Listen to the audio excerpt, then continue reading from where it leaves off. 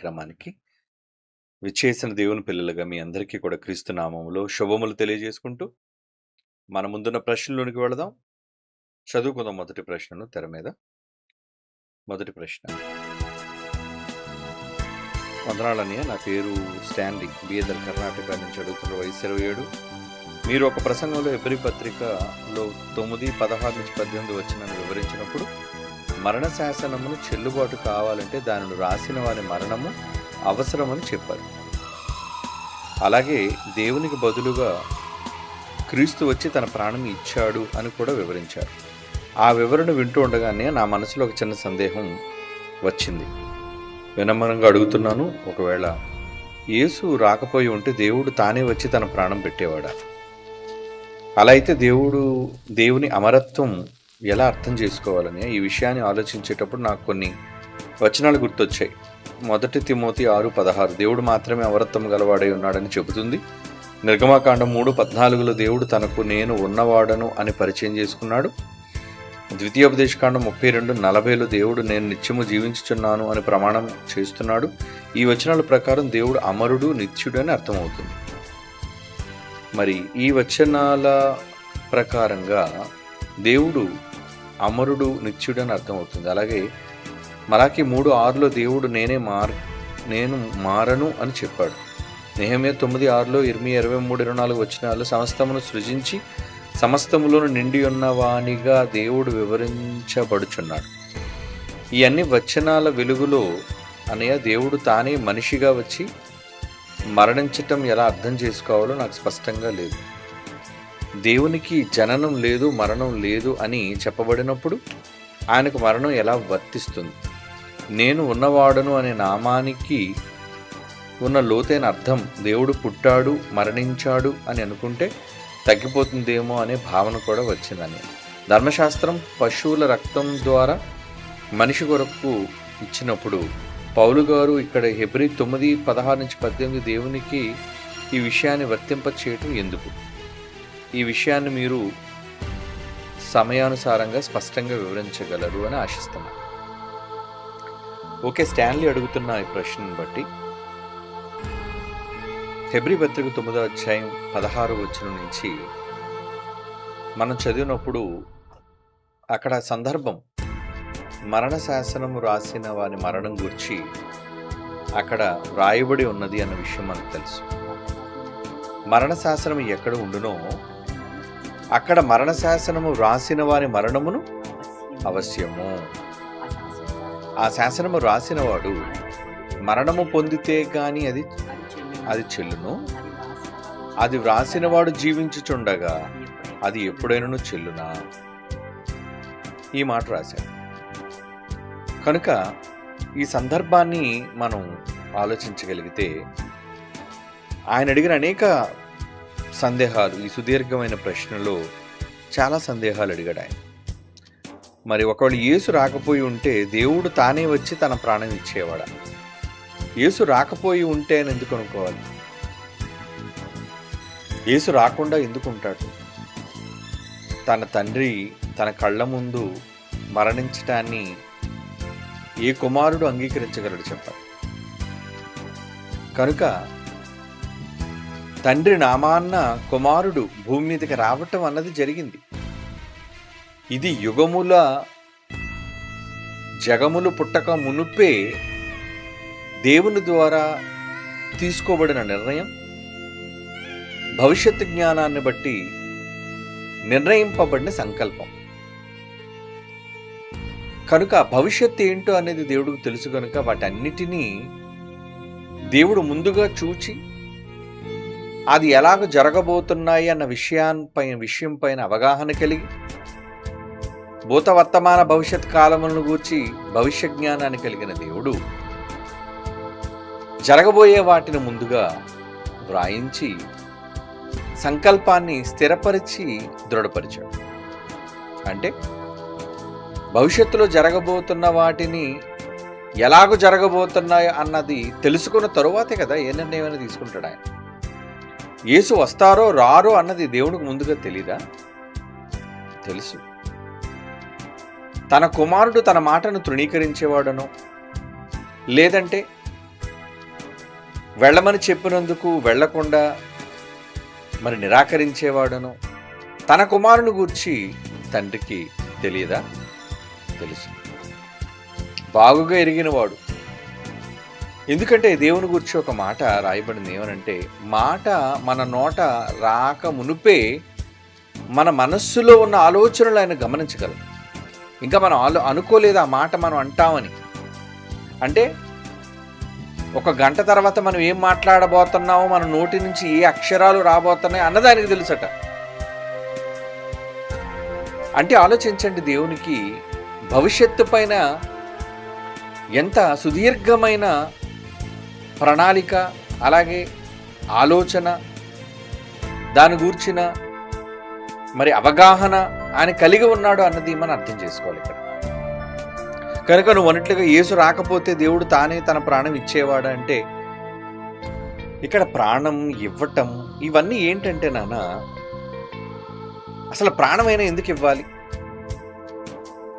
పాత ధర్మశాస్త్రంలో ఇశ్రాయేలీయులకున్న నియమావళిని బట్టి అక్కడ చెప్పబడింది. మీరు అధ్యాయం అంతా మీరు చదివితే, హెబ్రీ పత్రిక అంతా చదవాలి. అలా అంతా చదువుతూ 9వ అధ్యాయానికి వస్తే ఎవరిని గూర్చి చెబుతున్నాడు, దేని గూర్చి చెబుతున్నాడు, ఎవరిని దృష్టిలో పెట్టుకొని ఆయన చెబుతున్నాడు అన్న విషయాలు మనకి కాస్త తేటతల్లంగా అర్థమవుతాయి. జస్ట్ నేను ఉదాహరించి మీకు చెబుతాను కొన్ని విషయాలు. మీరు తీయండి హెబ్రీయులకు రాసిన పత్రిక 9వ అధ్యాయం 1వ వచనం నుంచి మనం చూడగలిగితే, మొదటి నిబంధనకైతే సేవా నియమములు ఈలోక సంబంధమైన పరిశుద్ధ స్థలము ఉండెను అంటున్నాడు. చూడండి, అంటే నిబంధన, మొదటి నిబంధనకి ఇశ్రాయేలులకు ఇవ్వబడిన నిబంధన గురించి చెబుతున్నాడు. ఇశ్రాయేలుకి నిబంధన ఉందా? ఉంది. ఆ నిబంధనలో ఏముంది? మంచి ఉంది, మనుషులు చేసే తప్పులకు శిక్ష కూడా ఉంది. అంటే వాళ్ళు ఏం మంచి చేయాలి, ఆ మంచిని వాళ్ళు తృణీకరిస్తే దానికి కలిగే శిక్ష కూడా ఏంటో ఉంది. అంటే పాపానికి కలిగే జీతం. ఈ రెండింటినీ కూడా మొదటి నిబంధనలో దేవుడు వ్రాయించాడు. అందుకని వ్రాయిస్తూ ఆ నిబంధన గురించి మాట్లాడుతూ 11వ వచనం చూడండి. 11వ వచనం ఇంచుమించు హెబ్రీ పత్రిక అంతా కూడా యూదులను, ఇశ్రాయేలీయుల నియమావళిని, వాళ్ళకి ఇవ్వబడిన నిబంధనలోని ఆజ్ఞలను దృష్టిలో పెట్టుకొని వ్రాయబడినవేగా మనకు కనబడతాయి ఇక్కడ. ఏనన్నా? కనుక హెబ్రీ పత్రిక 9వ అధ్యాయం 11వ వచనం చూడండి. క్రీస్తు రాబోవచ్చున్న మేలుల విషయమై ప్రధాన యాజకుడిగా వచ్చి, అసలు ఆయన ప్రధాన యాజకుడిగా ఎందుకు పిలవాలి? ప్రధాన యాజకులకు ఎవరికి ఉండేవాళ్ళు? ఇశ్రాయేలీల దగ్గర వారి పక్షాన దేవునికి మొర్ర పెట్టడానికి గుడారములో, అంటే దేవుని మందసం దగ్గర కనిపెట్టుకోవడానికి మరి బాధ్యతలు అప్పగింపబడిన వాళ్ళే లేవి గోత్రం నుంచి వచ్చిన యాజకులు, అందులో ప్రధాన యాజకుడు. కనుక యేసును ప్రధాన యాజకుడితో పోలుస్తున్నాడంటే ఈ సందర్భం అంతా ఇశ్రాయేలుకి సంబంధించింది. ఇశ్రాయేలీలు ప్రధాన యాజకుడు ఇశ్రాయేలుకే ఉండేవాడు. ఆ రోజు ధర్మశాస్త్ర నిబంధన విధాలు మరి ఆజ్ఞలను బట్టి, వారి యొక్క విధానాలను బట్టి వాళ్ళకి ఉండేవాడు. అందుకే అది దృష్టిలో పెట్టుకొని అంటున్నాడు, క్రీస్తు రాబోచున్న మేలుల విషయమై ప్రధాన యాజకుడిగా వచ్చి తానే నిత్యమైన విమోచన సంపాదించి హస్తకృతము కానిది, అనగా ఈ సృష్టి సంబంధము కానిది మరి ఘనమైనది పరిపూర్ణమైనది నేను గుడారము ద్వారా మేకల యొక్కయు కోడల యొక్కయు రక్తముతో కాక అంటున్నాడు. చూడండి, అంటే అప్పటి వరకు పాపాలను పరిహరించడానికి దేవుడు పాత నిబంధనలు పెట్టిన నియమావళి ఏంటంటే, నాయన మీరు చేసిన తప్పులు కడగబడాలి అంటే పశువులు పక్షుల తాలూకా రక్తము చిందింపబడాలి. ఏనా అర్థమవుతుందా? అంటే ఎందుకు యేసుక్రీస్తు రావాలి, ఎందుకు యేసుక్రీస్తు వారు రక్తమే కార్చాలి, ఎందుకు యేసుక్రీస్తు వారు ప్రాణమే పెట్టాలి అనేది బయట అడిగే వాళ్ళకి చాలామందికి సందర్భం తెలీదు. ఆయన మరణం ద్వారా మనకర మేలులు జరగటం ఏంటి అనేది ఒక పెద్ద ప్రశ్నగా ఉంటుంటుంది వాళ్ళందరికీ. నిజానికి ఆయన ఎందుకు ఆ విధంగా బలి పశువుగా మరణించాల్సి వచ్చిందో అన్నది పాత నిబంధనలో ఇశ్రాయేలీలకు దేవుడు నియమించిన నియమావళిని ఆధారం చేసుకొని ఆ విధంగానే ప్రక్షాళన అనేది దేవుడు మనకి ఇవ్వాలి అనుకున్నాడు. ఎలా అంటారా? అదే చెబుతున్నాడు 12వ వచనంలో, మేకల యొక్కయు కోడల యొక్కయు రక్తముతో కాక. అంటే వాళ్ళు పాత నిబంధన కాలంలో తప్పు చేస్తే దానికి ప్రక్షాళన ఎలాగుండేది? పావురాన్నో, దూడనో, మేకనో, గొర్రెనో బలిచ్చేవాడు. అలా బలి ఇచ్చి దాని రక్తాన్ని చిందించాలి, ఆ రక్తం నేలకు ఒలకాలి. అలా ఒలకటం వలన మీరు చేయవలసిన తప్పుకి శిక్ష ఆ జంతువుకు పడింది కనుక, ఆ పక్షి మీద పడింది కనుక మీకు పాప క్షమాపణ కలిగింది. దేవుడు క్షమాపణ ఇచ్చేవాడు, అలాగే మీకు క్షమాపణ దొరుకుతుంది అనే ఒక ఆజ్ఞ, ఒక విధానం ఇశ్రాయేలుకి పెట్టాడు కనుక అది కొనసాగుతూ వస్తుంది. కనుక ఒక కాలం వచ్చేసరికి దాన్ని నివారించాలి అంటే పక్షుల యొక్కయు, మేకల యొక్కయు, కోడెల యొక్కయు రక్తముతో కాకుండా తన స్వరక్తముతో, అది ఇక్కడ చెప్తున్నాడు, తన స్వరక్తముతో ఒక్కసారి, ప్రతిసారి తప్పు చేసిన ప్రతిసారి నువ్వు జంతువుల్ని పక్షుల్ని ఇవ్వకుండా అన్ని పాపాలకి, అందరి పాపాలకి ఒకే ఒక్క బలి, ఒక్క బలి. బలి అయితే కంపల్సరీ, ఎందుకంటే బలి లేకుండా లేదు. ప్రాణానికి ప్రాణం. ఏమండి, నువ్వు తప్పు చేసినందుకు దానికి నివారణ మరొక ప్రాణం పోవాలి. అలా దేవుడు నియమావళి వాళ్ళకి పెట్టాడు కనుక దానిని దృష్టిలో పెట్టుకొని ఇక్కడ క్రొత్త నిబంధనలోని మార్పులు చేద్దాం అనుకున్నాడు. ఏంటి ఆ మార్పులు? తన రక్తముతో ఒక్కసారే పరిశుద్ధ స్థలంలో ప్రవేశించవలను. ఆ రోజు ప్రధాన యాజకుడు ఆ కోడెలు, మేకలు రక్తాన్ని పట్టుకొని పరిశుద్ధ స్థలానికి వెళ్ళేవాడు. ఆ ముందు అధ్యాయం 9వ అధ్యాయం మొదటి నుంచి ఇప్పటివరకు చదివితే మనకు అర్థమయ్యే సందర్భం అది. సమయం లేదు కాబట్టి నేను చెబుతున్నాను. అలా చేయవలసిన ప్రక్షాళన అంటే అలా రక్తాన్ని తీసుకుని వెళ్ళి గుడారంలో ప్రవేశిస్తే దేవుడు వాళ్ళకి మరణాలకించి దేవుడు వాళ్ళకి క్షమాపణ ఇచ్చేవాడు. అంటే రక్తము చిందింపబడినదే, రక్తము లేకుండా క్షమాపణ లేదు. ఇది ఇశ్రాయేలుకి ఉంచిన కట్టడ. ఇప్పుడు ఆ కట్టడను అనుసరించి ఇక్కడికి వచ్చేసరికి దేవుడు చేస్తున్న విధానం ఏంటి? ఇక్కడ మనం చేస్తుంది పాపాలే, ఇశ్రాయేలీలైనా మనుష్యులైనా చేసేది పాపాలే.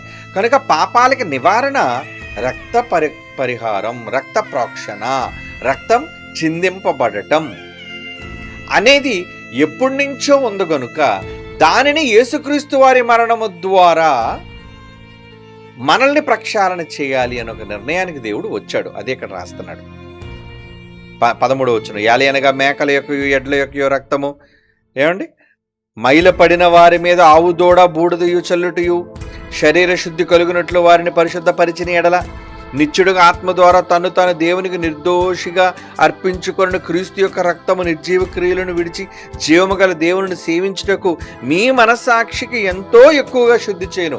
ఆ రోజే ఇశ్రాయేలీయులందరూ కూడా శుద్ధి చేయబడిపోయారు. ఎలా శుద్ధి చేయబడిపోయారు? అది ఇందరు 13లో చెప్తున్నట్లుగా ఏమని? మేకలు, ఎడ్లు రక్తము, మైలు పడిన వారి మీద ఆవు దూడ బూడిద చల్లటం వలన శుద్ధీకరణం జరిగేది, అంటే ప్రక్షాళన వచ్చేసేది. అలా దేవుడు క్షమించేవాడు వాళ్ళ పాపాలని. మరి ప్రతిసారి జరగకుండా ఈసారి యేసుక్రీస్తు వారి రక్తము ద్వారా జరగటం వలన ఆయన దాన్ని ఎక్కువగా శుద్ధి చేయను అని 14వ వచనం ముగించాడు. అదే మనం చదివాం ఇప్పుడు 15వ వచనం. ఈ హేతువు చేత మొదటి నిబంధన కాలములో, అంటే పాత నిబంధన కాలములో జరిగిన అపరాధముల నుండి విమోచన కలుగుటకే, వాళ్ళు చేసిన తప్పుల నుంచి ప్రక్షాళన కలగటం కోసమట ఆయన మరణము పొందినందున, యేసుక్రీస్తు వారు మరణం పొందినందున పిలువబడిన వారు నిత్యమైన స్వాస్థ్యమును గూర్చిన వాగ్దానము పొంది నిమిత్తము ఆయన క్రొత్త నిబంధనకు మధ్యవర్తి ఉన్నాడు. యేసుప్రభు వారు మరొక క్రొత్త నిబంధనను తీసుకుని రావడానికి ఉన్నాడు. అంటే పాత నిబంధన పోవాలి, క్రొత్త నిబంధన రావాలి. మరి పాత నిబంధన పోవాలి అంటే పాత నిబంధనలో ఒక మాట ఉంది. ఏంటంటే తప్పులకు రక్త ప్రోక్షణ జరగనిదే దానిని నివారించడానికి లేదు. కనుక దేనినైనా నివారించాలి అంటే, తీసేయాలి అంటే ఖచ్చితంగా రక్తము చిందింపబడాలి. మరి ఇప్పుడు ఎవరు రక్తం చిందించేస్తారు? యేసుప్రభు వారు ముందుకు వచ్చారు. నా రక్తం చిందిస్తాను తండ్రి, నా రక్తం చిందింపబడటం ద్వారా వీళ్ళందరికీ ప్రక్షాళన ఇస్తాను. ఓకే నాయన, అయితే నువ్వు ప్రధాన యాజకుడుగా నువ్వే నీ స్వరక్తముతో నువ్వు ఇక్కడికి పరిశుద్ధ స్థలంలో పరలోకంలో ప్రవేశించడం వల్ల వాళ్ళందరి పాపాలకు నేను నివారణ ఇస్తాను అని దేవుడు ఒక అవకాశాన్ని మనుష్యుల కోసం ఇచ్చాడు. మనుష్యుల కోసం అవకాశాన్ని ఇచ్చాడు. ఎవరిని చంపటం వల్ల? యేసుక్రీస్తు వారిని చంపటం వల్ల. యేసుక్రీస్తు వారిని ఎందుకు చావాలి? పాపానికి జీతం మరణం అని శాసనం ఇచ్చాడు కనుక. అవునా? ఇంతకీ మరణం ఎప్పటి నుంచి ఉంది? ఎప్పటి నుంచి ఉంది మరణం? ఏదేను తోట నుంచి ఉంది మరణం. ఏదైనా తోట నుంచి మరణం లేదా? ఉంది. శరీర సంబంధమైన మరణం కోసం ఇక్కడ మీరు ఆలోచించకూడదు. శరీర సంబంధమైన మరణం కాదు. ఏదేను తోటలో తప్పు చేసిన ఆ రోజే వాళ్ళు చచ్చిపోయారు. అంటే పాపం చేశారు కనుక మరణం వచ్చేసింది వాళ్ళ మీదకి. అంటే నాశనానికి వెళ్ళిపోతారు, పాతాళానికి వెళ్ళిపోతారు. కనుక మరణం అప్పటి నుంచి ఏలుతుంది కనుక ఆదాం మొదలుకొని మరణం ఏలుతుంది అని రోమపత్రికలో కూడా అంటాడు. కనుక ఈ మరణాన్ని ఎలా నివారించాలి అంటే పాపానికి జీతం మరణం అని చెప్పేశాడు.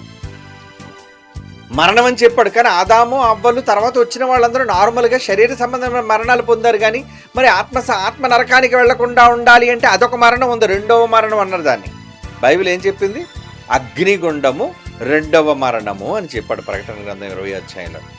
కనుక ఆ రెండవ మరణము నుంచి తప్పించబడాలి అంటే ఖచ్చితంగా మనం చావకుండా మన బదులు మరొకరు చావాలి. ఎవరు వాళ్ళు? ఎవరైతే దేవుడు అంగీకరిస్తాడు? మంచివాళ్ళు, పాపము లేని వాళ్ళు, ఏమండి, పవిత్రులు. ఇన్ని అర్హతలు ఉండాలి మరలా. ఎందుకంటే ఆ రోజు అప్పించినప్పుడు కూడా దూడను కానీ ఆవును కానీ, ఏమండి, తర్వాత పక్షిని కానీ, అందులో పవిత్రమైన వాటినే, ఏ వంకలు లేనివి రోగాలు లేని వాటిని తీసుకొచ్చే బలిచ్చేవాళ్ళు, ఇవ్వాలి కూడా, లేకపోతే దేవుడు స్వీకరించేవాడు కాడు. కనుక పాపాలు ప్రక్షాళన జరగాలంటే పవిత్రమైనవే బలివ్వబడాలి. మరి ఇప్పుడు పవిత్రమైన వాళ్ళు ఎవరు? అందుకే యేసుక్రీస్తు వారు తన జీవితంలో పవిత్రంగా జీవించి ఆ పవిత్రుడుగా ఉన్న ఆయన మనందరి కోసం ఒక్కసారి, అన్నిసార్లు మన రోజు ఎన్నో పాపాలు చేస్తున్నా ప్రతిసారి చావకుండా అందరి పాపాల కోసం ఒకేసారి ఆయన మరణించాడు. మరణించడం వల్ల ఆ మరణం నుంచి తప్పించబడ్డాము మనమంతా. ఏ మరణం? పాతాళము, నరకము అనే రెండవ మరణం. మరి ఈ మరణం నుంచి తప్పించబడాలంటే దేవుడు ముందే ఇచ్చేశాడు. శాసనం ఏం చేశాడు? ఏమండి, దినమున నిశ్చయముగా చత్తురు అనే మరణ శాసనం. దేవుడు ఏమని పెట్టాడు? ఏదైనా తోటలో ఆదాంతో చెప్పాడు, ఇగో అన్ని తిను, కానీ ఈ పండు దినమున నిశ్చయముగా చత్తురు. మరి ఇప్పుడు ఈ శాసనాన్ని తీసేయాలంటే తప్పు చేస్తే చచ్చిపోతారు. ఇంకా మరి తప్పు చేస్తే చచ్చిపోయే ఈ చట్టాన్ని నివారించాలి అంటే రక్తము చెందింపబడాలి, నివారణ చెయ్యబడాలి. మరి నివారణ చెయ్యబడ్డానికి మధ్యలో ఎవరు వస్తారంటే యేసుక్రీస్తు వారు వచ్చి, శాసనం చేసింది దేవుడు కదా, శాసనం చేసింది దేవుడు కనుక చేసిన దేవుడు యెహోవా ఆయన మరణించాలి కనుక మరి ఆయనకు బదులుగా ఆయన పేరిట భూమి మీదకి క్రీస్తు వారు వచ్చి, యేసుక్రీస్తు వారు శరీరంతో జన్మించి పవిత్రుడిగా జీవించి తండ్రి సంకల్పాన్ని నెరవేర్చడానికి ఆయన కూడా ఒక బాధ్యత తీసుకొని సిలువు నెక్కి తన రక్తాన్ని కార్చవలసిన అవసరత ఏర్పడిందని. అంటే యేసుక్రీస్తు వారు ఏదో నేరం చేశాడని, నేరం మోపాడని, అందుకే ఆయన సిలువు ఎక్కించేసరి రోమా ప్రభుత్వం, ఇవన్నీ కూడా తెలియని వాళ్ళు ఏదో అనుకుంటారు. కానీ ఆయన చావు వెనక చాలా పెద్ద, ఏమంటారు దాన్ని, చరిత్ర ఉంది. ఏంటి ఆ చరిత్ర? ఎక్కడ తొలి మానవుడైన ఆదాము చేసిన నేరం మొదలుకొని ఈ భూమి గతించే అంతమొందించినంత వరకు ఎంతమంది మనుషులైతే భూమి మీద పుట్టి పాపాలు చేస్తున్నారో వాళ్ళందరి కోసం ఒకే ఒక్క ప్రక్షాళనగా దేవుడు చేశాడు. ఎవరిని? యేసుక్రీస్తు వారిని. కాబట్టి ఎందుకు యేసుక్రీస్తు వారి రక్తం చిందింపబడాలి అన్నది ఇప్పుడు నీకు ఒక అవగాహన వచ్చింది. కనుక ఇప్పుడు నువ్వు అడిగిన ప్రశ్నలో యేసు ఎందుకు రాకపోయి ఉంటాడు చెప్పండి? రాకపోతే అని అడిగావు కదా, ఖచ్చితంగా రాకుండా ఉండడు. ఆయన భవిష్యత్తు సంకల్పాన్ని బట్టి నిర్ణయం జరిగింది కాబట్టి ఆయన సొంతగా వచ్చాడు. అందులో యేసుక్రీస్తు వారు ఒక మాట అన్నారు, నా ప్రాణమును నేను ఇష్టపూర్వకంగా పెడుతున్నాను, నా అంతటా నేనే అన్నాడు ఆయన. అంటే ఎవరో నన్ను బలవంత పెట్టలేదు. చూడండి ఆ మాట ఎక్కడుందో. నేను నా ప్రాణం నాదే, నా ఇష్టం, నా చేతిలో ఉంది. నేను అవకాశం ఉంటే దాన్ని పెట్టగలను, ఇష్టం లేకపోతే నేను తిరిగి తీసుకోగలను. కానీ ఈ ప్రాణాన్ని పెట్టడానికి నేను ఎందుకు సిద్ధపడ్డాను?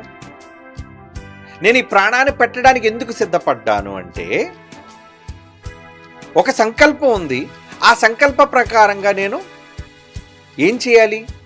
అనేక మందిని కాపాడాలి, పిల్లలుగా తండ్రి వద్దకు తీసుకుని వెళ్ళాలి. మరి తీసుకువెళ్ళాలి అంటే నేనేం చేయాలి? నా ప్రాణం పెట్టాలి. ఆ ప్రాణం పెట్టడంలో దేవుడు నన్ను బలవం చేయలేదని, నాన్న నువ్వు వెళ్ళిపోయి చచ్చిపో, నువ్వు వెళ్ళిపోయి చచ్చిపో దేవుడు అనలేదు. తనకు తానుగానే నా అంతట నేనే సిద్ధపడొచ్చాను, నేను నా అంతట నేనే ఇష్టపూర్వకంగా ఈ ప్రాణం పెడుతున్నాను అన్నాడు. నేనే పెడతాను దాన్ని, బలవంత పెట్టట్లేదు ఎవరు, నన్ను ఇష్టపూర్వకంగానే పెడతాను నా ప్రాణాన్ని ఆయన చెప్పటం వెనుక ఉన్న కారణం ఏంటంటే ఆయన ఇష్టపూర్వకంగా సిద్ధపడే భూమి మీదకి వచ్చాడు కనుక. ఎవరో బలవంతం చేసేసి అమాయకుడిగా, యేసుప్రభు అమాయకుడు కాబట్టి ఏమండి తండ్రి తప్పించుకొని కొడుకుని చంపలేదు. ఏమండి ఇప్పుడు కొడుకుని చంపుతుంటే తండ్రి చూస్తూ ఎందుకు ఊరుకున్నాడు చెప్పండి? నిజానికి విధి ఆజ్ఞ అనేది ఎవరిది? కుమారుడు చెప్పినవన్నీ కూడా కుమారుడి నోటి నుంచి వచ్చిందే వాక్యము, విధి, ఆజ్ఞ అని పోనీ మీరు అనుకోండి. ఏదైనా శాసనము, వాక్యము ఇవన్నీ కూడా కొడుకు నోటి నుంచి వచ్చింది. కానీ యేసుక్రీస్తు వారు భూమి మీదకి వచ్చి ఏమన్నారు తెలుసా? నేను ఏదైతే చెబుతున్నానో ఇవన్నీ నావి కావు అన్నాడు. అంటే ఆయన నోటి నుంచి వచ్చే ప్రతిదీ దానికి కాపీరైట్ ఎవరిది? ఎవరిదని ఒప్పుకున్నాడు? ఇంకా దొరకలేదు మీకు. యోహాను సువార్త చూడండి, యోహాను సువార్త 10వ అధ్యాయం 18వ వచనం. యోహాను సువార్త 10వ అధ్యాయం 18వ వచనం చూడండి. ఎవడు నా ప్రాణం తీసుకోలేదు బలవంతంగా, మా నాన్నో లేదంటే ఇంకెవరో ఏమంటే నన్ను దేవదూతలు బలవంత పెట్టిరా బాబు నువ్వు చచ్చిపోవాలి ఎలాగైనా అని అనలేదు. బలవంతంగా ఎవడన్నా ప్రాణం తీసుకోడు. నా అంతట నేనే దానిని పెట్టుచున్నాను. పెట్టడానికి నాకు అధికారం ఉంది, తిరిగి తీసుకోవడానికి నాకు అధికారం ఉంది. నా తండ్రి వల్ల ఆజ్ఞ పొందని ఈ పవర్ కూడా నా తండ్రి ఇచ్చాడు నాకు అన్నాడు. చూడండి, అంటే వీటిని బట్టి మనం ఏం అర్థం చేసుకోవాలి? అంటే స్వతహాగా స్వయంగానే తన ప్రాణాన్ని ఆయన పెట్టాడు. అలా ప్రాణం పెట్టడానికి కారణాలు ఏంటి ఇప్పటివరకు మనం చూసాం. ఏమండి ఇకపోతే తనకు కలిగినవన్నీ కూడా తన నోటి నుంచి వచ్చే ప్రతిదీ ఎవరిది కాపీరైట్ అందరు చెప్పాను. ఎవరివని అందు చూడండి, మళ్ళీ బైబిల్ తెరిచి యోహాను సువార్త 12వ అధ్యాయం 48.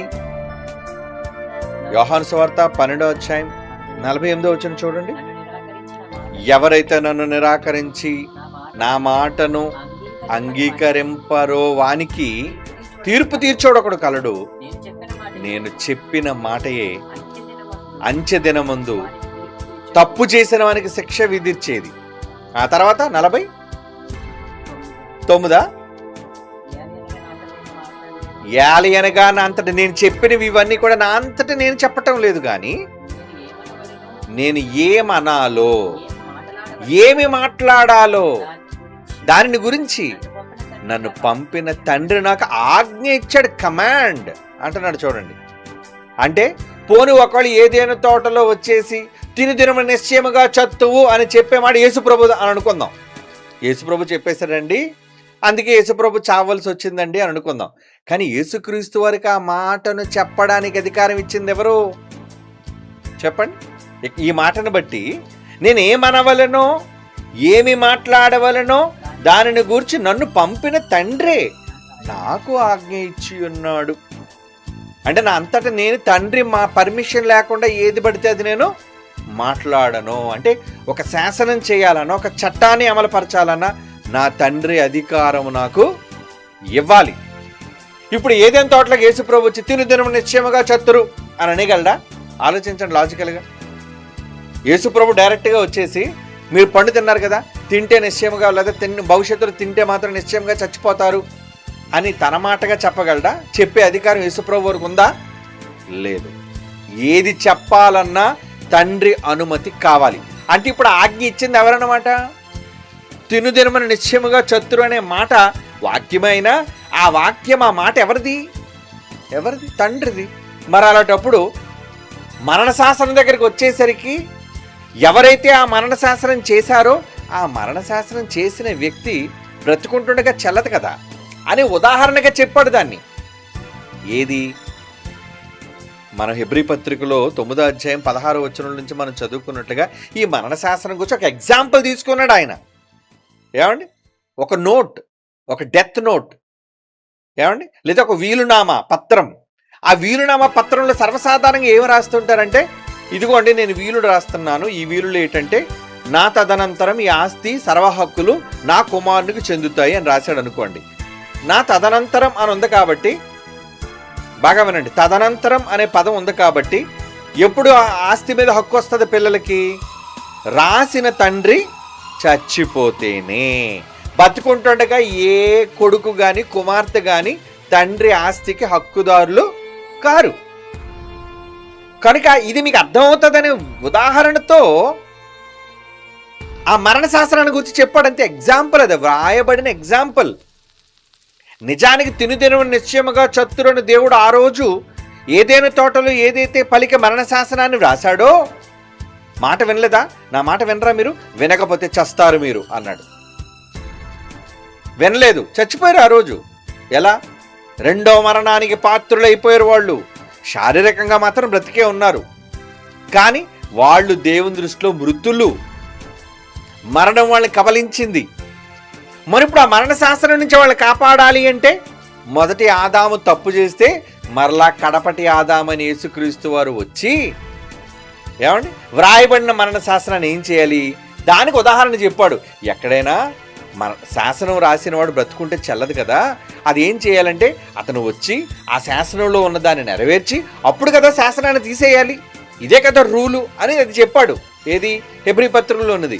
బ్రతుకుంటుండగా చెల్లదు కదా. చదవండి ఇప్పుడు ఆ మాట హెబ్రీ పత్రికలోని 9వ అధ్యాయం 16వ వచనం నుంచి. అంటే చాలామందికి ఈ విధంగా ఆలోచించటం రాక, ఎందుకంటే హెబ్రీ పత్రిక నిజంగా సుదీర్ఘమైన ఆ రచనా శైలి, పాత నిబంధనతో ఉన్న ఆ ఏదైతే ఆ సంబంధాలు ఉంటాయో వీటిని సరైన అవగాహనతో వీళ్ళు చేసుకోవటం, పోల్చటం రాక అపార్థం చేసుకుంటుంటారు. కనుక ఆయన ఎంత తెలివిగా, ఎంత చక్కగా విడమర్చి చెబుతున్నాడు ఆయన. కానీ దాన్ని అర్థం చేసుకోవడం చాలామందికి కష్టమైపోతుంది. ఎందుకంటే ఉన్న మాటల్నే, అందరికీ అర్థమైన మాటల్నే అపార్థం చేసుకునే లోకం ఇది. ఏమండి? కాకరకాయ అంటేనే కేకరకాయ అనేవాళ్ళు వీళ్ళు. అవునా? అపార్థం ప్రతిదాన్ని. సరిగ్గా వినబడినా ఏదోలా వినబడింది అన్నట్టుగా మనకు వస్తుంటుంది. ఒకసారి మంచి మాట్లాడి, ఏంటి బూతు మాట్లాడేట అనుకుంటాం. బూత్ ఏంటది? మంచి మాట్లాడాడు, నీకు అలా వినిపించింది బూతులా. ఏమండి? మాటలో మంచి ఉంది కానీ నీకు వినబడింది మాత్రం బూతు. అంటే మాట్లాడినాడు తప్ప, విన్న నీ తప్ప అంటే నీదే తప్పు, వాడిది కాదు తప్పు, వాడు మంచిగా మాట్లాడాడు.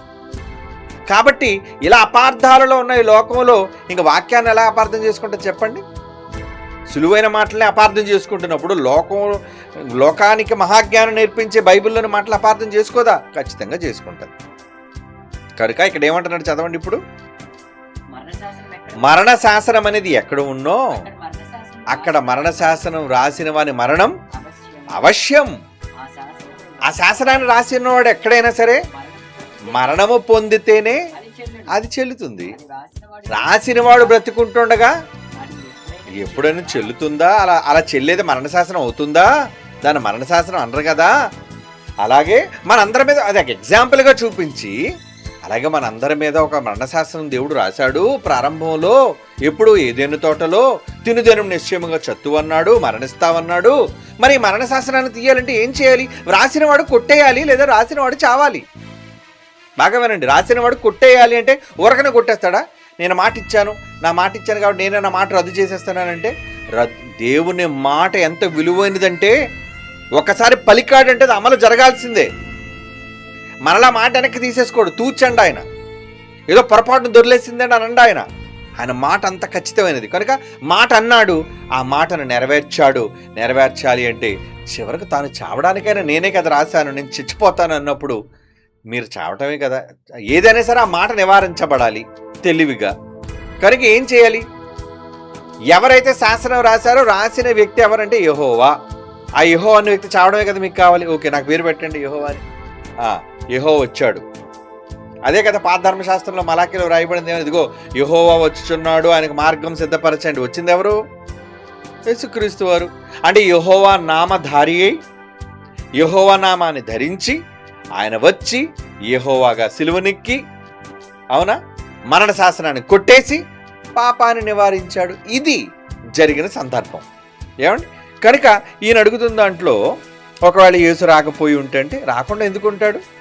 ఓకేనా? రైట్. మరి 6వ అధ్యాయం 16వ వచనం మొదటి తిమోతిలో అమరత్వం గలవాడే ఉన్నాడని చెప్తున్నాడు. అవును, అమరత్వం. దేవుడు అమరుడే. అమరుడంటే ఆత్మకి చావు కోసం చెప్పట్లేదు ఇక్కడ. ఆయన వచ్చి చావాలి అన్నది శరీర సంబంధమైన చావు. అంటే శరీరం సిలువలో మరణించడం కోసం చెప్తున్నాడు. ఎందుకంటే 2 రకాల మరణాలు ఉన్నాయి. ఒకటి, దేవుని విషయంలో మాట వినకపోతే చావటం. 2, ఈ దేహం మట్టిలో కలిసిపోవటం. ఈ 2 చావులే అంటారు. దేవుడు మొదటి చావుకి శిక్ష అమలు చేయాలనుకున్నాడు. ఇక్కడ యేసుక్రీస్తు వారు భూమి మీదకి వచ్చి శరీర సంబంధమైన మరణం, అంటే ఎలాగైతే కోడులు, మేకలు, దూడలు ఇవన్నీ చచ్చి రక్తాన్ని, అవి ప్రాణంతో ఉండకూడదు కదా, వాటిని చంపి రక్తం ప్రోక్షించాలి కదా, కనుక నేను బలి పశువుగా మారుతాను. అందుకే నేను గొర్రెపిల్ల, లోక పాపములను మోసుకొని పోవు దేవుని గొర్రెపిల్లని నేను అలా పోల్చుకున్నాడు ఆయన. కనుక గొర్రెపిల్లగా నేను ఏం చేయాలి? ఇప్పుడు చంపేయండి, రక్తం చిందించండి. అందుకే సిలువలో ఆయన చంపబడ్డాడు. రక్తం కారింది నేల మీద. ఏమండి? అదే కదా ఇప్పుడు లెంట్ డేస్ అని మరి ప్రారంభమై వీళ్ళందరూ లెంట్ డేస్ చేయడానికి వీళ్ళందరూ సిద్ధపడుతున్నారు, క్రైస్తవులందరూ కూడా. దేనికంటే యేసుక్రీస్తు వారు మరి ఆయన మృత్యుంజయుడే తిరిగి లేవడానికి ఆయన శుక్రవారం నాడు చనిపోయాడు. అది గుడ్ ఫ్రైడే. మృత్యుంజయుడే తిరిగి లేచాడు. అది ఈస్టర్. ఆదివారం తిరిగి లేచాడు, పునరుద్ధానుడయ్యాడు. కాబట్టి దానికి సాదృశ్యంగా ఏంటి వీళ్ళు చేస్తున్నారు. కానీ బైబిల్ ఉన్నది ఏంటి? దానికి ఉదాహరణ ఏంటంటే మనందరికీ క్షమాపణ దొరికింది, మనందరికీ మరణము తప్పించబడింది. అందుకే కదండి జైకొట్టు అని యేసుకి అనే పాట ఎందుకు రాస్తున్నాను? జైకొట్టు నా యేసు కంటే, ఊరకనే జైకొట్టున యేసు కంటే ఎందుకు కొడుతుంది ఈ లోకం? అందుకే ఆ పాటలో ఎందుకు జై కొట్టాలో మొత్తం వివరిస్తానండి. మొత్తం 2 చరణాల్లో మీరు వింటే అద్భుతంగా ఉంటుంది పాట, చాలా అద్భుతంగా ఉంటుంది. అంటే ఎందుకు యేసుకు జై కొట్టాలి, ఏం చేశాడని జై కొట్టాలి, ఏంటి ఆయనలో గొప్పతనం. ఊరకనే ఎవరిని తీసుకొచ్చి అతను జై కొట్టండి అంటే ఎవరైనా ఏమడుగుతారు? ఎందుకంటే ఇతను జై కొట్టాలి? ఏమంటే ఎవరికైనా ఊరకనే చప్పట్లు కొడతారు మీరు? ఒక వ్యక్తికి చప్పట్లు మీరు కొట్టగలుగుతున్నారంటే ఆ చప్పట్లు ఎవరి కోసమైతే మీరు కొడుతున్నారో ఆ వ్యక్తి ఏదో గొప్పతనాన్ని గుర్తు పెట్టుకొని మీరు చెయ్యాలి. లేదంటే ఏమండి ఊరకని చప్పట్లు కొట్టరు కదా, ఏదో గొప్ప పని అతను చేసి ఉండాలి. కనుక యేసుకు జై కొట్టాలి అని మనం అంటున్నామంటే ఆ రోజు వాళ్ళంతా కూడా ఆయన కీర్తించారు, ఖర్జూరపు మాటలు చేతపట్టారు, హోసన్నాని ఆయన పిలిచారు. అలా వాళ్ళు అనడానికి కారణం ఏంటంటే ఆయన చేయబోతున్న పని ప్రపంచంలో ఏ నరుడు చేయలేదు. అయితే మరి మనుషులందరూ చచ్చిపోయారు కదండి, యేసుప్రభు కూడా చచ్చిపోయాడండి అని అనొచ్చు. యేసుప్రభు కూడా అందరిలాగే దేవుళ్ళు ఎలాగైతే చచ్చిపోయారు ఆ దేవుడు కూడా చచ్చిపోయాడు కదని అంటే అవును చచ్చిపోయాడు. కానీ చచ్చిపోయిన తర్వాత మళ్ళీ బ్రతికిన దేవుళ్ళు ఎక్కడున్నారు? శరీరంలో చాలామంది దేవుళ్ళుగా పిలువబడే వాళ్ళు చనిపోయారు, కానీ ఇంకా తర్వాత వాళ్ళు లేవలేదు. కానీ యేసుక్రీస్తు విషయంలో అలా కాదు. చనిపోయిన తరువాత 3వ దినాన్ని ఆయన సమాధిని గెలిచి లేచాడు. అది మృత్యుంజయుడు అన్నారు ఆయన్ని. అది ఏ మనిషి చేశాడు? ఎవరు చేశారు? ఎవరు చేయలేదు. కనుక ఎందుకు యేసుకు జై కొట్టాలి, ఎందుకు ఆయనలో ఉన్న మరి ఆ గొప్పతనాన్ని లోకం గుర్తించాలి అన్నది మనం ఇప్పుడు ఈ పాట ద్వారా చూపించబోతాం.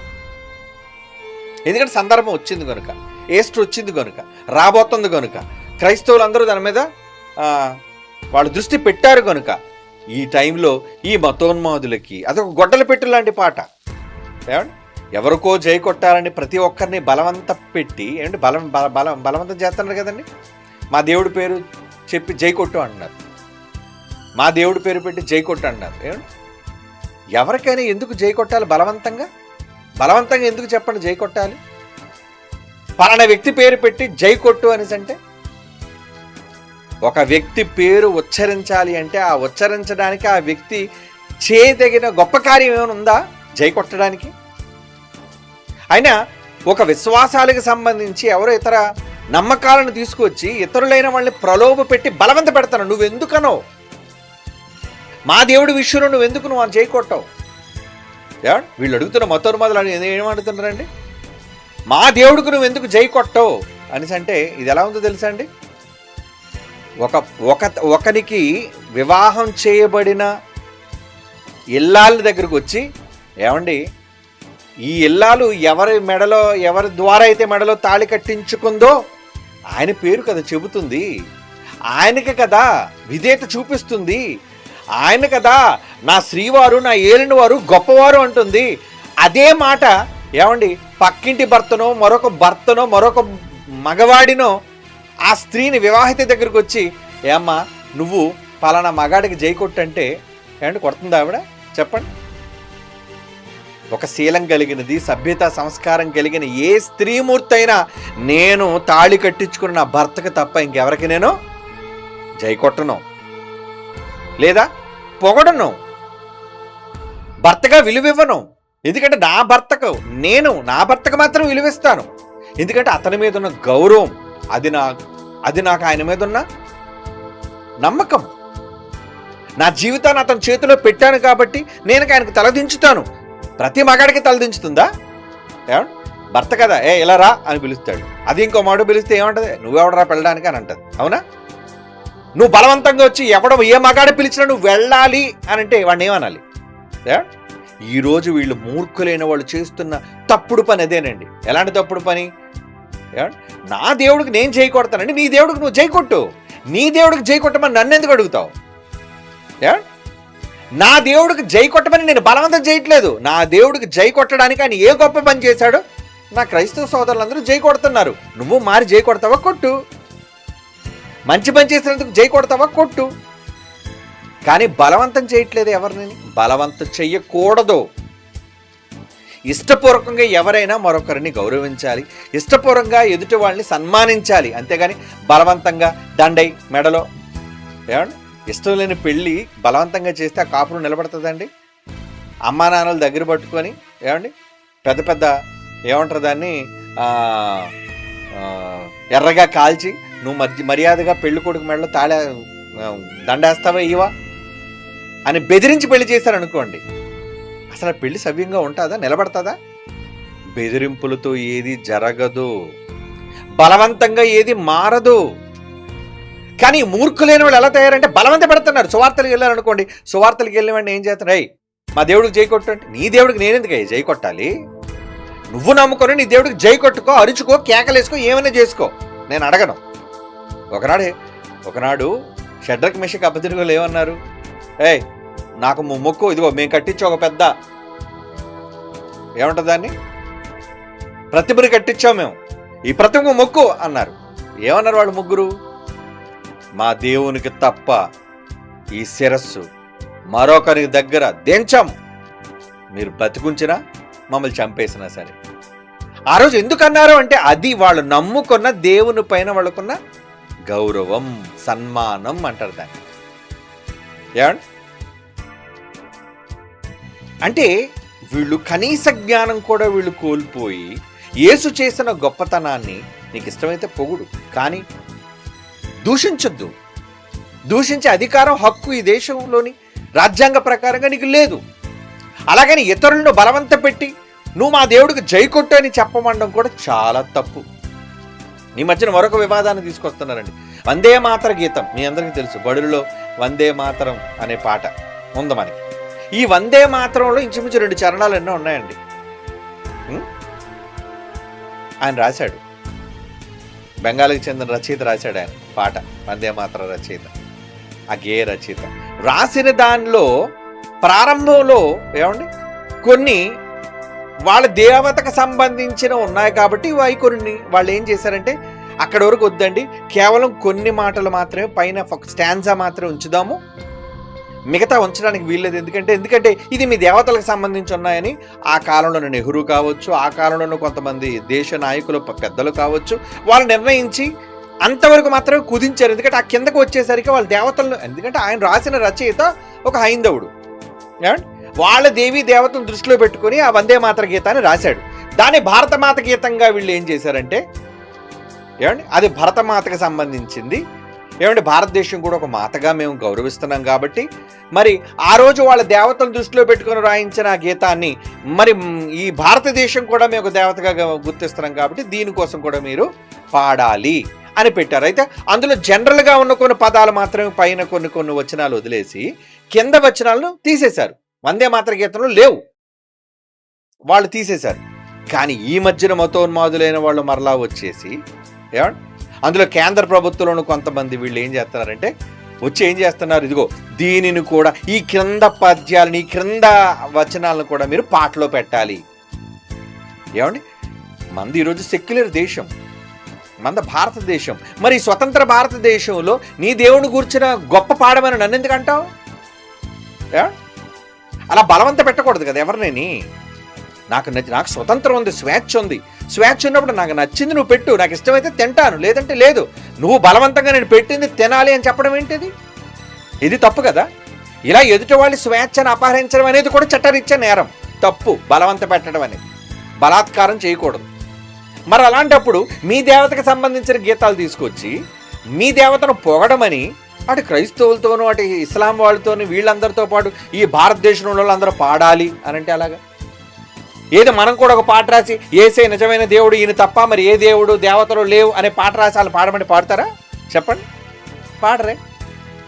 అలాంటి అర్థం ఇచ్చేవి ఒక మందే మాత్ర గీతంలో ఉన్నట్లుగా గతంలో మనం మునుపున్న వాళ్ళు భావించారు. కాబట్టి ఎందుకులేండి, మనం అంతా కలిసి ఉన్న వాళ్ళం కాబట్టి, ఒక సెక్యులర్ దేశంగా ఉన్నాం కాబట్టి, ఇవి మిగతా వాళ్ళకి అభ్యంతరకరంగా ఉన్నాయి కాబట్టి ఇవి తీసేద్దామండి, తప్పని కాదు, ఇక్కడి వరకు పాడండి చాలండి, వాళ్ళు కుదించారు దాన్ని.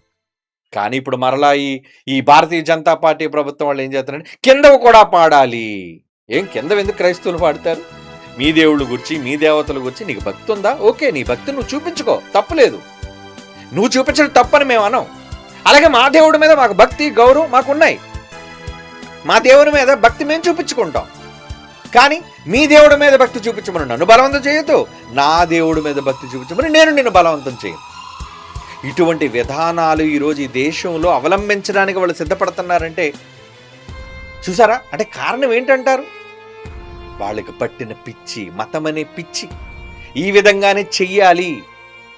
కనుక మనం ఈరోజు యేసుక్రీస్తు వారి నుంచి గొప్పగా ఎందుకు చెబుతున్నాం అనేసి అంటే ఎందుకు చెప్తున్నాం? చేశాడు, ఆయన చేశాడండి. చేసినవి యథార్థంగా ఒక పాట రూపంలోనో, ప్రసంగం రూపంలోనో, మాటల రూపంలోనో చెబుతున్నాం. చెప్పడం ఏం తప్పు కాదు కదా.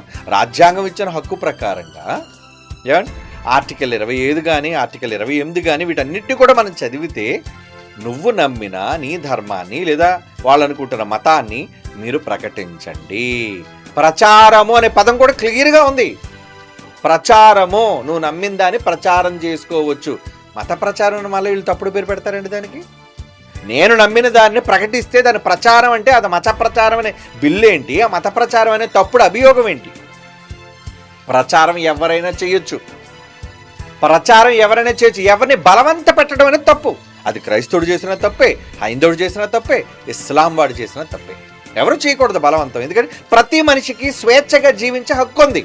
అలాగైతే నాకు ఏ మతం వద్దండి అని నాస్తికులు బతుకుతున్నారు చాలామంది, లేరా? శాస్త్రవేత్తలు కూడా ఉన్నారు అందులో. మరి వాళ్ళని బలవంతం చేస్తాం మనం?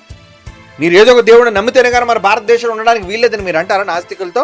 లేదే, అనలేము మనం. హేతువాదులతో అనలేము మనం. వాళ్ళు ఇష్టం ఉండనివ్వండి. ఎందుకంటే బ్రతికే హక్కు ఉంది మనిషి. ప్రతి మనిషికి బ్రతికే హక్కు దేవుడు ఇచ్చాడు భూమి మీద. నువ్వు జీవించు నాయన, నువ్వు అనుభవించు నాయన అన్నాడు. దాన్ని కాలరాయడానికి ఏ ప్రభుత్వం ఏంటి, ఏ చట్టం ఏంటి? ఎవ్వరు చేసే అధికారం అనేది వాళ్ళకి లేదు. అలా నియంత్రించడానికండి ఇది నిజంగా డాక్టర్ బిఆర్ అంబేద్కర్ గారు రాసిన చక్కటి రాజ్యాంగం అదేనండి. మనకు దేవుడు ముందుగా రాయించి ఒక అడ్డుగోడగా పెట్టాడు. అది లేకపోతే ఈ పాటికి ఎప్పుడూ ఊచకోతకు వస్తుంది మనల్ని కూడా. నానా చిత్రహింసలు పెట్టేవాళ్ళు మనల్ని కూడా. మీరు చెయ్యండి, మేము చెప్పింది చేయండి. ఆ రోజున బ్రిటిష్ వాళ్ళకి కానీ ఈ రోజు పాలించే నల్లదొరలకు కానీ వాళ్ళకి వీళ్ళకి ఏ తేడా ఉండేది కాదండి. వాళ్ళెంత మూర్ఖంగా కొన్ని సందర్భాల్లో ప్రవర్తించారు, వీళ్ళు కూడా ఇంకా అంతకన్నా మూర్ఖంగా ప్రవర్తించి అందరినీ ఇబ్బంది పెట్టే ప్రయత్నాలు వీళ్ళు చేస్తూ ఉన్నారు. ఇప్పటికే పరోక్షంగా చేస్తున్నారు. కనుక మనం చెప్పేది చాలా గొప్పగా చెప్తున్నాం, నీతిగా చెప్తున్నాం. ఎలా అని?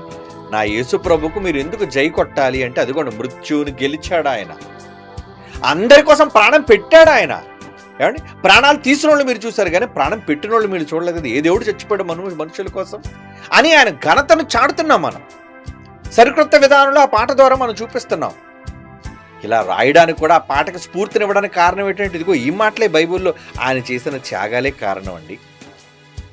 అందుకే మరి మలాకీ గ్రంథం 3:6 దేవుడు నేను మారను అని చెప్పాడు. అవును, మారను అనేసి ఎక్కడ మారాడు దేవుడు? ఆయన అడిగిన ప్రశ్నలో మలాకీ 3:6 దేవుడు నేను మారను అని చెప్పాడు. అవును, మారాడా?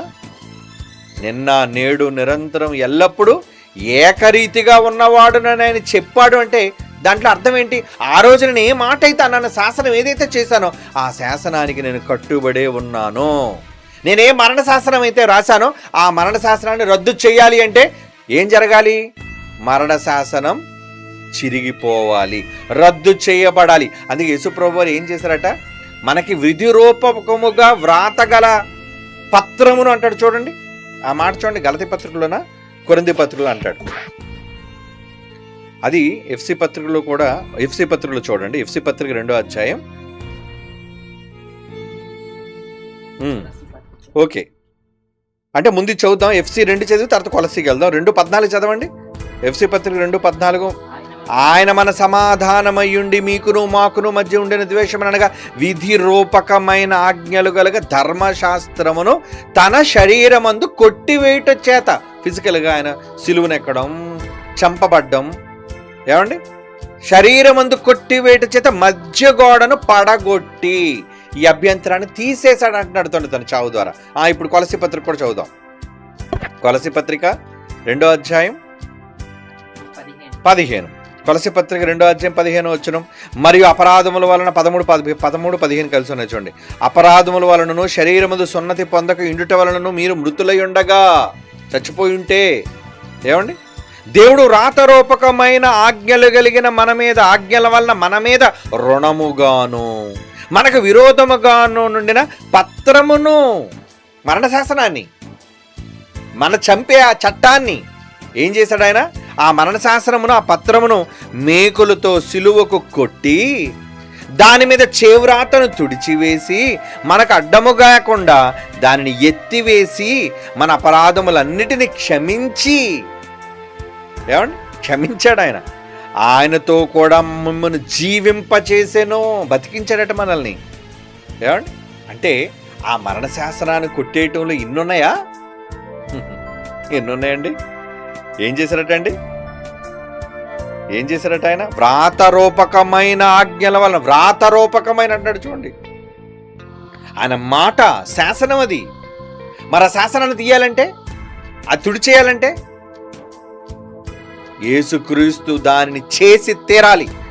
అందుకే యేసుక్రీస్తు వారు వచ్చారు, సిలువని ఎక్కారు, మరణ శాసనాన్ని తుడిచేశారు, మన అపరాధముల నుంచి కాపాడారు. ఇకపోతే చచ్చిన మనలను మరలా బ్రతికించాడు ఆయన.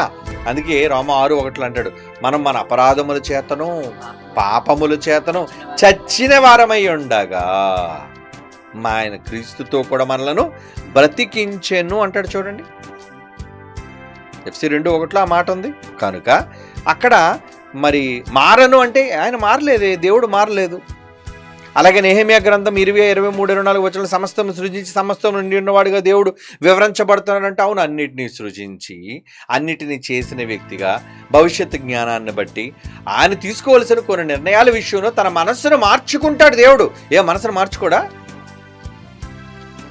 చేద్దామనుకున్న కీడు విషయమై ఏం చేశాడు? యోనా విషయంలో, నినివే పట్టణం విషయంలో చంపేద్దాం అనుకున్నాడు. కానీ ఏం చేశాడు? సర్లేండి, నేను మన్నించేస్తున్నాను అన్నాడు. మన్నించడానికి కూడా ఏం చేశారు వాళ్ళంతా? ఊరకనే మన్నించేశాడా? వాళ్ళ నుంచి వచ్చిన రియాక్షన్ ఏంటి? ఏం రియాక్షన్? వాళ్ళంతా తమ చెడు నడతలను మానుకొనగా, వారు చేయుచున్న క్రియలు, వాళ్ళ మంచి పనులు చేస్తుంటే మారి అది దేవుడు చూసి, దేవుడు పశ్చాత్తాపపడి, దేవుడు చేస్తాను ఏదైతే వాళ్ళు కీడు చేయాలి అనుకున్నాడో, శిక్ష వేయాలనుకున్నాడో ఆ కీడు చేయక మానేను అంటున్నాడు చూడండి. యోనా గ్రంథం 3వ అధ్యాయం 10వ వచనంలో ఉంది. అంటే దేవుడు చెయ్యాలనుకున్నది కూడా చేయకుండా మానేస్తాడా? మానేస్తాడు. ఎప్పుడు?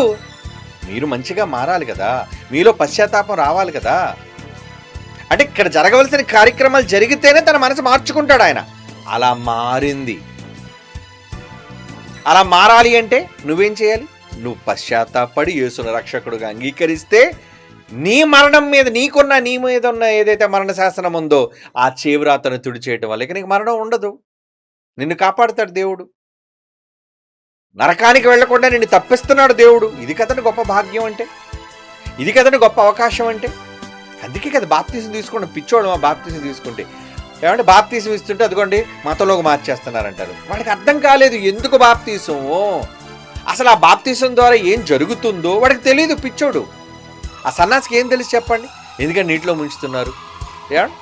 వాళ్ళ నీటిలో ములిగి వేస్తే తప్పు లేదు, కానీ మన నీటిలో ములిగి వేస్తే తప్ప. నీకు ఎలాగైతే ఆచారాలు ఉన్నాయో, నమ్మకాలు ఉన్నాయో, అలాగే దేవుడు మాకు కూడా కొన్ని నమ్మకాలను పెట్టాడు. నాయన ఈ విధంగా చెయ్యండి అని. చేసిన వాటిని నువ్వెందుకు అభ్యంతరపరుస్తున్నా? నీకేం పనిరా? నేను చేసేవాడితే నీకేం పని? నీ ఆచారాలు, నీ ధర్మ, నీ దేవుడికి నువ్వు నచ్చినట్లుగా నువ్వు చేసుకుంటూ చెయ్యి, మేము అడ్డలేదు కదా. అలాగే మా దేవుడికి సంబంధించి మాకు నచ్చినట్లుగా మేం చేసుకుంటే నువ్వెందుకు అడ్డుతున్నావు? ఏమంటే రాజమండ్రిలోనే ఎక్కడో బాప్తీసం ఇస్తుంటే ఎందుకు ఎక్కడ బాప్తీసం ఇస్తున్నారని చెప్పి అడ్డుకున్నారండి. తెలుసు కదా మీకు, బాప్తీసం అందుకే మత మార్పిడి జరుగుతుంది ఎక్కడ అని. అదేంటది? నది ఎవడ తాత సృష్టించాడు, నది ఎవడ బాబుదని చెప్పండి. నువ్వేదో పేరు పెట్టేసుకొని నిన్నగోక మనం నువ్వు పుట్టిన తర్వాత అనుకూలంగా ఉంది కాబట్టి ఏమండి ప్రభుత్వాలు చట్టాలు మీకు అనుకూలంగా ఉన్నాయని చెప్పి నేరం మోపుతావా? ఇక్కడ బాప్తీసాలు ఇవ్వకూడదని. నువ్వెవడు చెప్పడానికి బాప్తీసాలు ఇవ్వకూడదని? నీళ్లు ఉన్న దగ్గర బాప్తీసం ఇచ్చే అవకాశం ఉంది. అది పబ్లిక్ ప్రాపర్టీ. ఒక సముద్రం అది పబ్లిక్, ఒక నది అది పబ్లిక్. ఎవరికి సంబంధించింది చెప్పండి? మనుషులువా? దేవుడు మనుషులకి ఇచ్చినది అది, అంతేగాని ఎవడు జాగీరు కాదు. ఏ జమీందారు సృష్టించలేదు దాన్ని. మనకు మునిపేలిన ఏ వ్యవస్థలను, ఏ రాజు, ఏ బ్రిటిషోడు కావచ్చు, ఏమండి, లేదంటే ఏ మహమ్మదీయుడు కావచ్చు, చాలామంది పరిపాలించారు మన దేశంలో. ఏ రాజు సృష్టించాడు, ఏ నాయకుడు సృష్టించాడు చెప్పండి? వీటన్నిటినీ కలుగజేసింది సృష్టికర్త అయిన దేవుడు. ఎవరి మేలు కోసం? మనుషుల కోసం. దాని మీద నా ఒక్కడికే హక్కు అంత అనడం తప్పు. ఈరోజు వీళ్ళు ఏమన్నారు? దీని మీద మాది హక్కు. నిన్నగాక మనం ఆక్రమించి దురాక్రమణదారుడుగా మారిపోయి ఈరోజు నువ్వు హక్కుల గురించి మాట్లాడతావా? ఇది నాది అని నువ్వు చెప్తావా? ఏంటి నీకున్న రైట్ ఏంటి? కనుక మనం ఏదైతే చేస్తున్నామో, ఏమండి, మనం మీటింగ్ పెడితే తప్పు, మైకులు పెడితే తప్పు, అవునా, సౌండ్ పెడితే తప్పు. మరి నువ్వు నీ దేవుళ్ళ గూర్చి లేదంటే మీ దేవతలను గూర్చి మీరు పండగలు చేసేటప్పుడు మైకులు ఉండట్లేదా? డీజే బాక్సులు ఉండట్లేదా? హార్న్లు ఉండట్లేదా? రాత్రి పగలు మోగట్లేదా అవి? దాని గురించి ఎవడైనా అడుగుతున్నాడా? మేమైనా అడుగుతున్నావా? మేము వచ్చి ఏమైనా కంప్లైంట్ ఇస్తున్నావా? బాబు ఈ భయంకరమైన రాత్రులంతా కూడా గోల గోల చచ్చిపోతున్నాం, అక్కడ రికార్డింగ్ డ్యాన్సులు ఏంటి, ఈ గోల ఏంట్రా, ఈ మైకులు కట్టండి అని ఏ క్రైస్తవుడైనా పోలీస్ స్టేషన్కి వెళ్ళి కంప్లైంట్ ఇచ్చాడా చెప్పండి? లేదే. మరో క్రైస్తవుడు మీటింగ్ పెడితే ఎందుకు రెండు కంప్లైంట్ ఇస్తున్నావు? పిచ్చి తారాస్థాయికి వెళ్ళింది అనమాట నీకు. అంటే నీ నమ్మకం నీకు గొప్పగానే మా నమ్మకం నీకు గొప్ప కాకపోవచ్చు, కానీ మా నమ్మకం మాకు గొప్ప. మా దేవుడు చేసింది మాకు గొప్ప. నువ్వు నీ దేవుడికి ఎలాగైతే తల దించుతావో నేను కూడా నా దేవుడికి అలా తల దించేవాడను కనుక ఆయన చెప్పినట్లుగా చేస్తాను. ఆయన ఏం చెప్పాడు?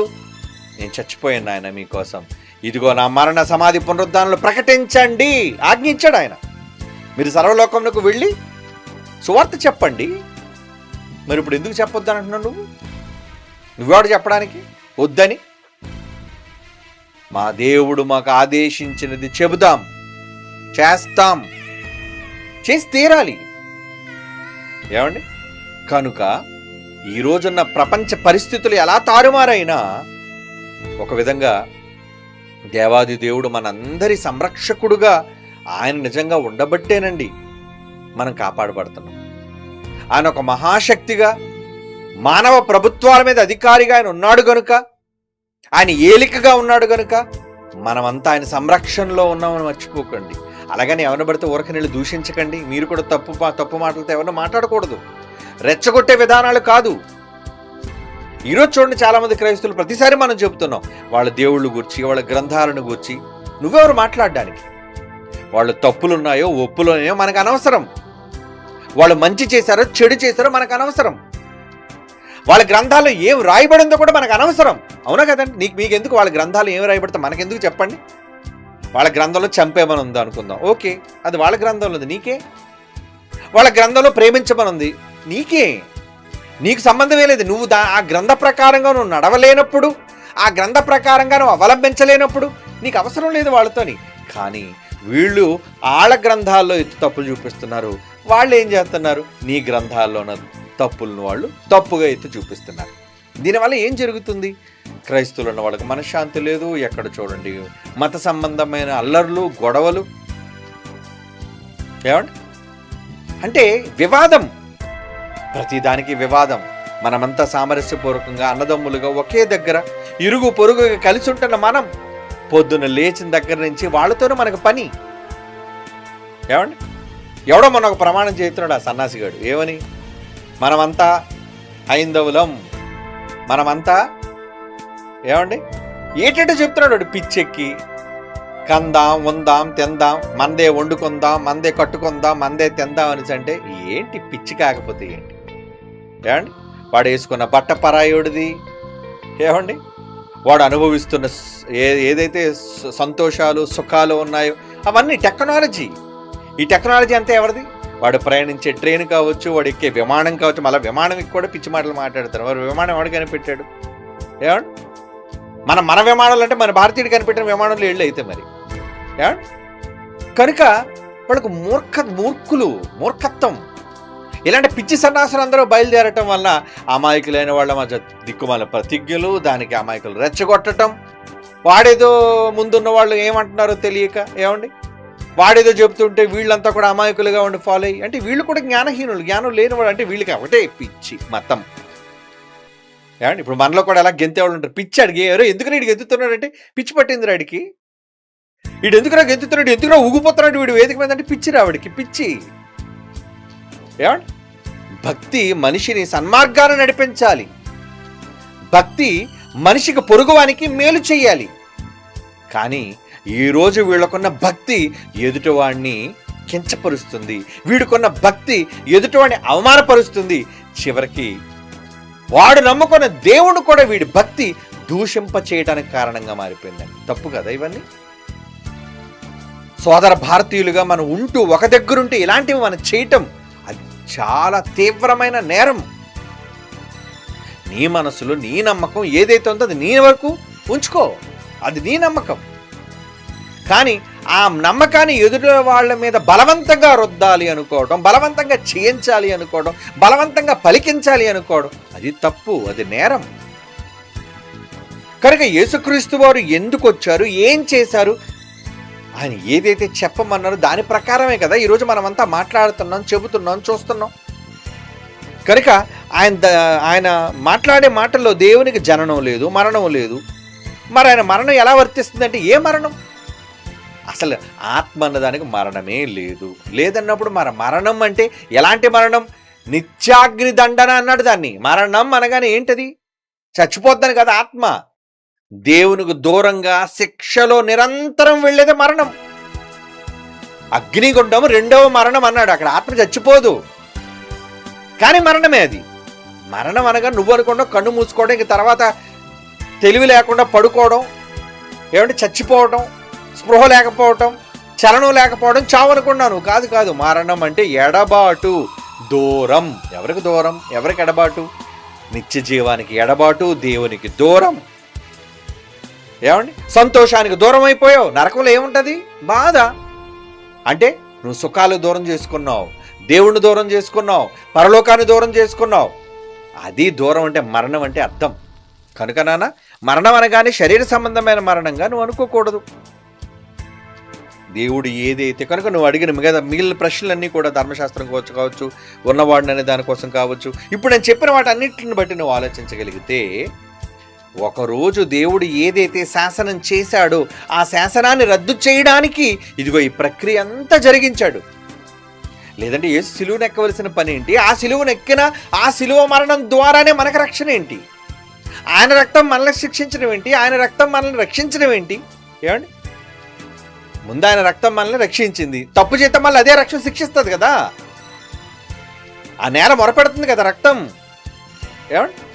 కాబట్టి వీటన్నిటిని గూర్చి మనం బైబిల్ అంతటి మీద అవగాహన కలిగి మనం మాట్లాడుకోగలిగితే, ఎందుకు దేవుడు శాసనాన్ని చేశాడు, ఎందుకు దేవుడు శాసనాన్ని రద్దు చేయలేకపోయాడు, రద్దు చేయాలి అన్న దేవుడే స్వయంగా ఎందుకు వీటన్నిటినీ కూడా అమలు చేయాల్సి వచ్చిందంటే ఆయన దేవుడు గనుక, ఆయన మాట శాసనం గనుక, ఆయన ఒకసారి పలికాడు అంటే అది నిష్ఫలం కాకూడదు గనుక ఇన్ని బాధ్యతలు ఆయన పలికిన మాటకుంటాయి.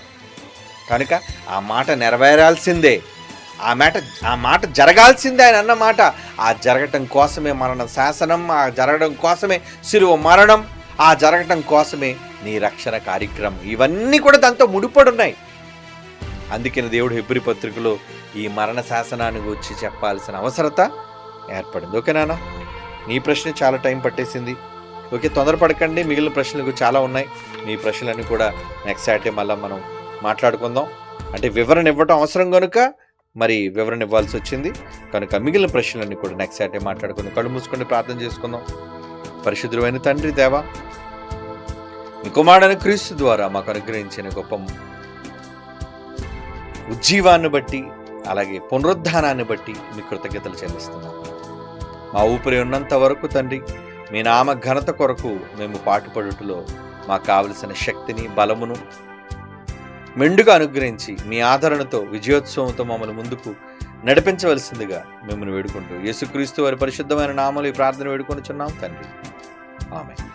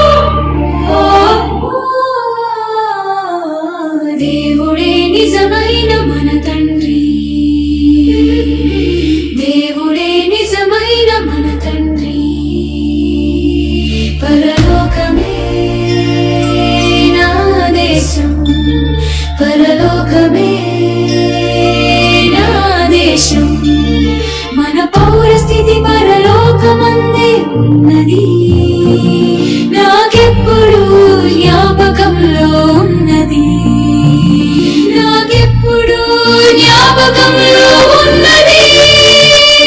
మాకందరికి తెలుసు, మీకందరికి తెలుసా, మాకందరికి తెలుసు, మీకందరికి తెలుసా.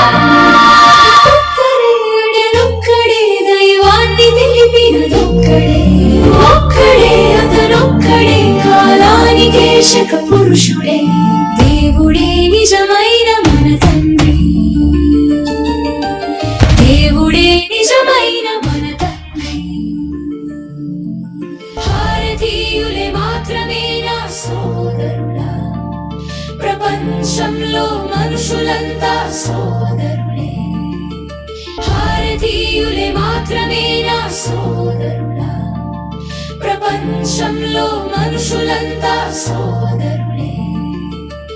అందరూ మన అన్నలే, అందరూ మన తమ్ములే, అందరూ మన అక్కలే, అందరూ మన చెల్లెలే.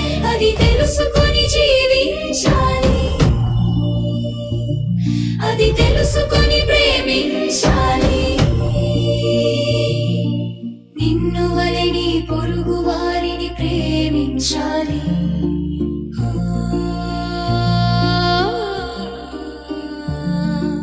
నిన్ను వలె నీ పొరుగు వారిని ప్రేమించాలి.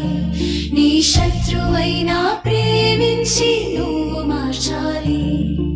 నిన్ను వలె నీ పొరుగు వారిని ప్రేమించాలి. నీ శత్రువైనా ప్రేమించి నువ్వు మార్చాలి. ఆ దేవుడే మనిషికి ఇచ్చినది పని, ఆ దేవుడే మనిషికి ఇచ్చినది పని. ఆ పనిని చేస్తే స్వర్గమే, అది తెలిపినది బైబిలే. ఆ పనిని చేస్తే స్వర్గమే, అది తెలిపినది బైబిలే. అది తెలుసుకొని జీవి